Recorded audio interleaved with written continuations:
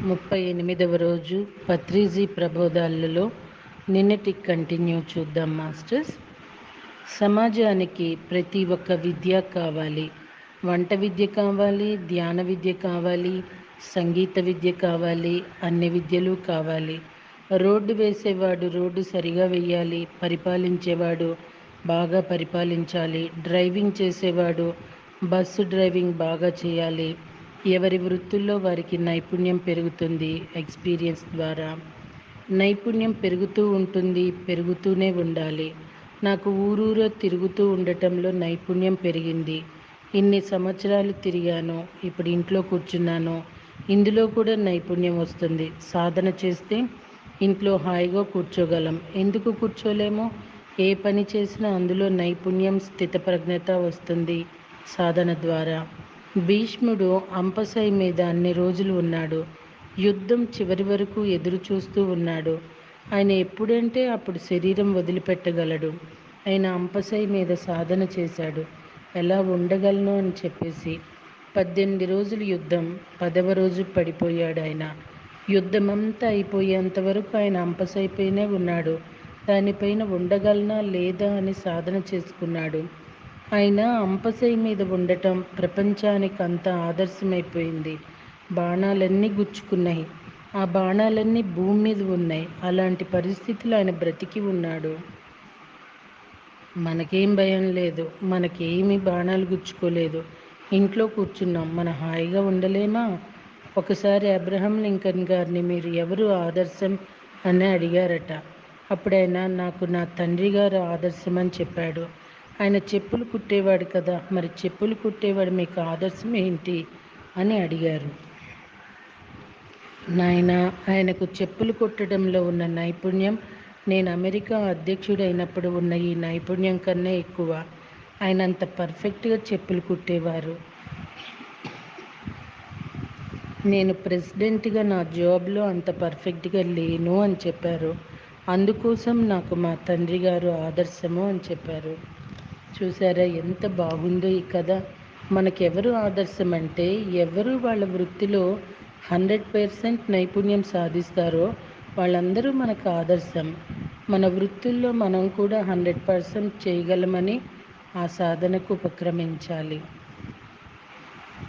Pyramid masters వృత్తి ఏమిటి? ధ్యానము. శాకాహార ప్రపంచం చేయటమే మన వృత్తి. ఆధ్యాత్మిక శాస్త్ర విచారణ, పిరమిడ్స్ కట్టటమే మన వృత్తి. మనము ఇదే చేస్తుంటాము. ఈ జన్మకి ఇంతే. ఒక్కొక్క జన్మకి ఒక్కొక్క ప్రణాళిక, ఒక్కొక్క వృత్తి, ఒక్కొక్క అభిలాష, ఒక్కొక్క ఆశయం ఉంటుంది.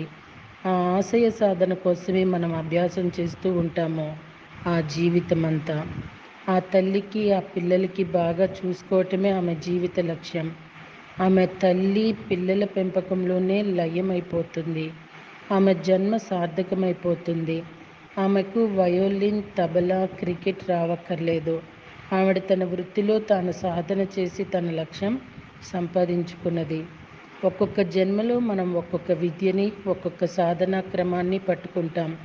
ఆ విద్యలో రాణిస్తాం. అదే ఆ జన్మకు సఫలత. మంగళంపల్లి బాలమురళీకృష్ణకి, బిస్మిల్లా ఖాన్కి, గవాస్కర్కి ధ్యానం అక్కర్లేదు. అది వాళ్ళ జీవిత ధ్యేయం కాదు. వాళ్ళకి ధ్యానం రాదు. మనకి సంగీతం రాదు, అంతే కదా. వాళ్ళకి సంగీతం వచ్చు, క్రికెట్ వచ్చు, మనకి ధ్యానం వచ్చు. వాళ్ళ జీవిత ఆశయంలో వాళ్ళు సఫలురు. మన జీవిత ఆశయంలో మనం సఫలులం. ఎంచుకున్న పాత్రలో రాణించాలి.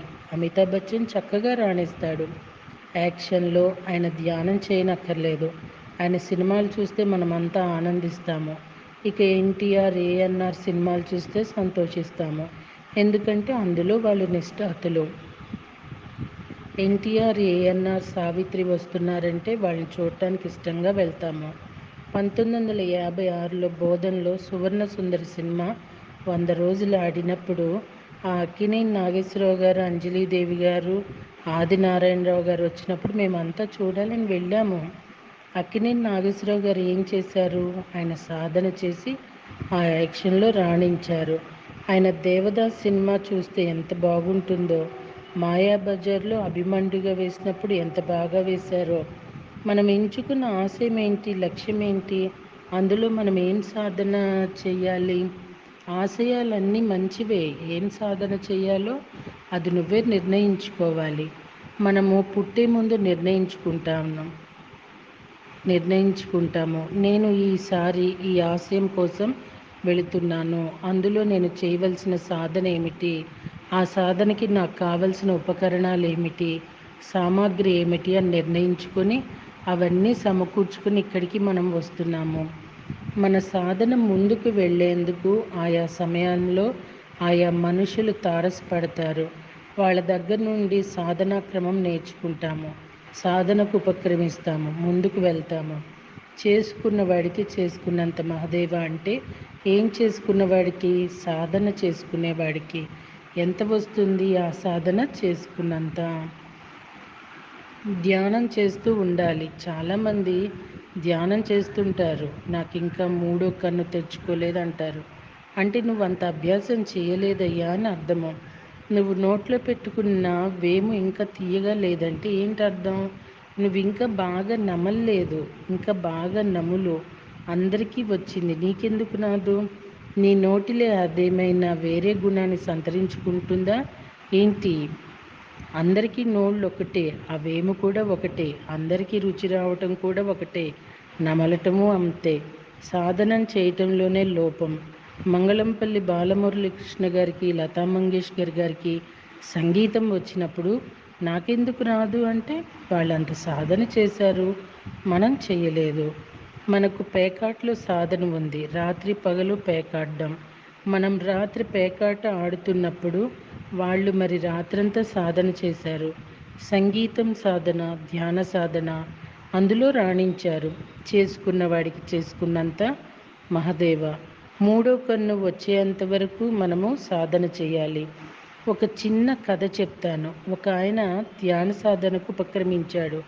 ఒక అడవిలో ఉన్నాడు. 40 ఏళ్ల ధ్యాన సాధన చేశాడు. ఏమీ కాలేదు. విసుగు వచ్చింది. తాను ఉన్న చోటు నుండి లేచి అడవిలో నుంచి బయటికి పోదామని బయటకు వచ్చేశాడు. ఒక తోవలో వెళుతున్నాడు ఆ విఫల యోగి. ఆ యోగి ఆ రోడ్డు మీద నుంచి నడుచుకుంటూ వస్తుంటే ఒక ఆడ మగ ఒక ఎద్దు బండిలో కలిసి వస్తున్నారు. వాళ్ళ యోగిని చూశారు. ఏం బాబు, ఎక్కడికి వెళ్తున్నావంటే, ఏమో నాకేం తెలియదు, వెళ్తున్నాను అంతే అన్నాడు. సరే మా బండిలో వచ్చి కూర్చో అని చెప్పారన్నమాట. ఆయన పోయి ఆ బండిలో కూర్చున్నాడు. ఆ ఆడ మగ ఎవరంటే ఆవిడొక డాన్సర్, నృత్యం చేస్తుంటుంది. అతను తబలా వాయిస్తూ ఉంటాడు. అది వాళ్ళ వృత్తి. ఆ పొరుగురిలో ఉన్న రాజుగారి దగ్గరకు ఆ కార్యక్రమం కోసం వెళ్తున్నారు వాళ్ళు. సరే అని ఆ యోగి వాళ్ళతో కూర్చున్నాడు. ఆ ఊరికి వెళ్ళారు. ఆ ఊరిలో ఆ రాజుగారి ఇంట్లో గానా బజానా అంటే రాత్రంతా అమ్మాయి డ్యాన్స్ చేయాలి, తబలావాడు తబలా వాయిస్తూనే ఉండాలి. ఆ తబలాకు అనుగుణంగా ఆవిడ డ్యాన్స్ చేస్తూ ఉంటుంది. ఆ యోగి కూడా కలుస్తాడు వాళ్ళతో. గానా బజానా మొదలైంది. రాజుగారి కూతురు కొడుకు అందరూ చూస్తూ ఎంజాయ్ చేస్తున్నారు. సగం రాత్రి అయిపోయింది. మామూలుగా ఆ డాన్సర్కి ఏంటంటే వాళ్ళిద్దరికీ డబ్బులు ఇస్తే బాగా చేస్తారు. ఏమైనా వాళ్ళకి డబ్బులు కావాలి కదా, ఊరికే చేయరు కదా. కానీ ఆ రాజుగారు డబ్బులు ఏమీ వేయటం లేదు, వాళ్ళకి హుషారు రావటం లేదు. ఆ నర్తకి తన మొగుడితో ఏం చేద్దామని కళ్ళు ఎగరేసి సైగ ద్వారా మానేసి వెళ్ళిపోదామా అని అడిగింది. అతను కళ్ళతోనే జవాబు చెప్పాడు. రాత్రి ఇంకెక్కడికి వెళ్తాము, ఇంకో వ్యాపారం ఎక్కడ చూసుకుంటాము, రాజుగారి దగ్గర నుంచి ఏమైనా వచ్చినా రాకపోయినా మన పని మనం చేసుకుందామని తన కళ్ళతోనే జవాబిచ్చాడు. ఆమె ఆ జవాబు తీసుకుని మళ్ళీ డ్యాన్స్ చేయటం మొదలుపెట్టింది. ఒక గంట అయిపోయింది. తర్వాత రాజుగారి కొడుకు తన మెడలో హారం తీసి వారికి ఇచ్చాడు. ఆ రాజుగారి కొడుకు వైపు చూశారు. నేను వెయ్యాలి కానీ నువ్వు వేయడం ఏంటి అని చెప్పేసి. రాజుగారికి కోపం వచ్చింది. కానీ ఆయన తమాయించుకున్నాడు.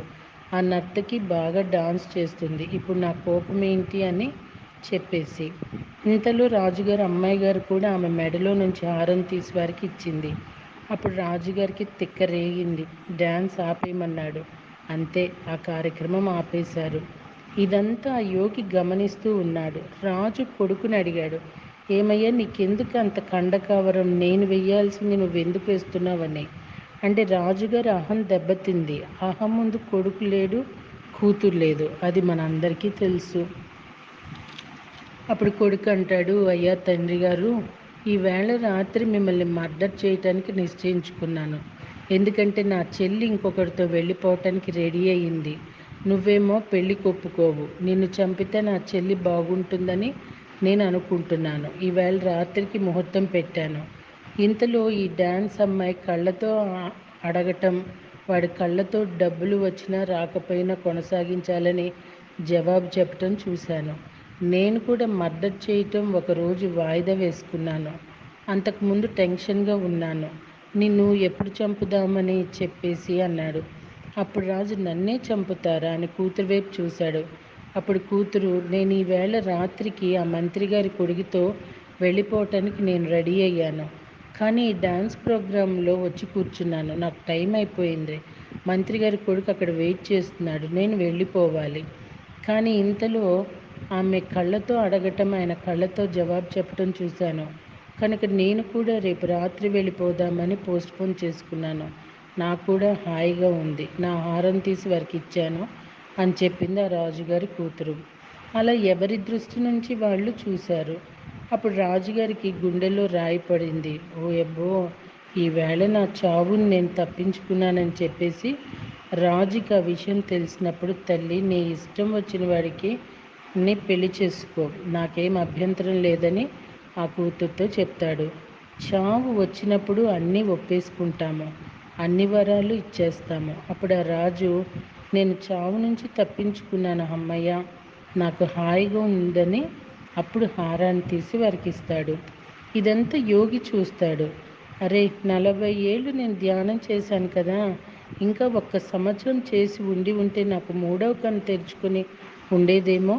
ఇంకొక సంవత్సరం పొడిగించకుండా ఎందుకు తిరిగి వచ్చాను అని తనలో తను ఆలోచించుకుని వారితో, నేను వెళ్ళిపోతున్నాను మళ్ళీ ధ్యానం చేసుకోవటానికని అంటాడు.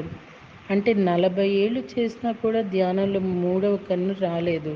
ఇంకో సంవత్సరం చేసుకొని ఉంటే వచ్చి ఉండేదేమో. అతనికి అంత ఓపిక లేదు. ఆ నర్తకి, ఆమె భర్త, వాళ్ళిద్దరూ ఇంతమందికి ఇన్ని పాఠాలు నేర్పించారు. అలాగే మన పిరమిడ్ మాస్టర్లు చాలామంది కొత్త వాళ్ళు ధ్యానం చేస్తూ ఇంకా థర్డ్ ఐ రాలేదు అంటారు. దాని అర్థం ఇంక ముందు వస్తుంది, సాధన చేయి, ఏం తొందర ఉండదు. ఒక స్టెప్ ముందుకి 2 స్టెప్పులు వెనక్కి వేయకుండా ముందుకు స్టెప్ వేస్తూ ఉండాలి. నీకు లాభం వచ్చినా రాకపోయినా, ఎవడైనా హారం వేసినా వేయకపోయినా నీ డ్యూటీ నువ్వు చేస్తూ ఉండాలి. నువ్వు అందరికీ స్ఫూర్తి కారకం అవుతావు. ఆ నర్తకి, ఆమె భర్త రాజుగారికి, ఆయన కొడుక్కి, కూతురికి, ఇలా ఇంతమందికి స్ఫూర్తిదాయకం అయ్యారు. పిరమిడ్ మాస్టర్లంతా వారి పని వారు చేసుకుంటూ పోతే చాలు, ప్రపంచమంతా బోధించబడుతుంది. మన పని మనం చేస్తూనే ఉందాము. నిజం చెప్పాలంటే పత్రిజీ చెప్పినట్టుగా పిరమిడ్ మాస్టర్లు వాళ్ళ పని వాళ్ళు, ఎవరి స్థాయిలో, ఎవరి స్థితిలో, ఎవరి అవగాహనలో వాళ్ళు చేసుకుంటూ వెళుతూనే ఉన్నారు. నన్ను పత్రి సార్ బాడీ వెకేట్ చేసినప్పుడన్నీ చాలామంది కాల్స్ చేయటం, ఎలా అండి ఇప్పుడు సొసైటీ స్తంభించిపోతుందా, పత్రి సార్ లేరు కదా అని అడగటం మొదలుపెట్టారు. అప్పుడు నా నుండి వచ్చిన జవాబు ఏమిటంటేనండి, ప్రతి సంస్థలో గురువుకి ఒక వారసుడిని పెట్టుకుంటారు, శిష్యుల్ని తయారు చేసుకుంటారు. కానీ పత్రిజీ ఫాలోవర్స్ని తయారు చేశారు. ఎక్కడ వారసుల్ని, గురు శిష్యుల బంధము ఇట్లా పెట్టల. ఇంకా మరింతగా విస్తరిస్తుంది. ఆయన యొక్క ప్రతి చర్య కూడా వృద్ధి అభివృద్ధికి సోపానం అవుతుంది అని చెప్పటం జరిగింది మాస్టర్స్. అది నాకు తెలీదు, కానీ అలా వచ్చింది ఆన్సర్. ఇప్పుడు చూస్తూ ఉంటే ఎప్పటికీ ఆగదండి పిఎస్ఎస్ఎం. ఎందుకంటే పత్రి సార్ ఫౌండేషన్ అలాంటి సంకల్ప సిద్ధి అయినది కాబట్టి ఇది ఎప్పుడూ విజయంతో సాగిపోతూనే ఉంటుంది. అలానే పిరమిడ్ మాస్టర్స్ని కుటుంబ సభ్యులు కావచ్చు, లేకపోతే ఈర్ష్య ద్వేషం ఉన్నవాళ్ళైనా కావచ్చు, పిచ్చివాళ్ళు అనే పేరు ముద్ర వేయించుకున్న వాళ్ళం ఎంతోమంది ఉన్నాం. ఫర్ ఎగ్జాంపుల్, మా ఇంట్లోనే మా మరిదే నన్ను పిచ్చిది పిచ్చిది అంటూ నేను చాలాసార్లు నాకు తెలిసింది. కానీ ఏదో ఒక రోజు పిచ్చివాళ్ళు అన్న ప్రతి ఒక్కళ్ళు మనకి మించిన పిచ్చివాళ్ళు అవుతారండి ధ్యానంలో. ఇది మాత్రం 100% జరిగే తీరుతుంది. నిజంగా ఈరోజు పిరమిడ్ స్పిరిచువల్ సొసైటీ మూమెంట్ ద్వారా ఎంతోమంది శాకాహారులయ్యారు. నాలాంటి వాళ్ళు ఎంతోమంది ధ్యానులయ్యి ఇంటికి పరిమితమైన వాళ్ళు ప్రపంచం అంటే ఏంటో తెలుసుకున్నారు. హ్యాట్స్ ఆఫ్ టు పత్రిజీ కదండి. Thank you.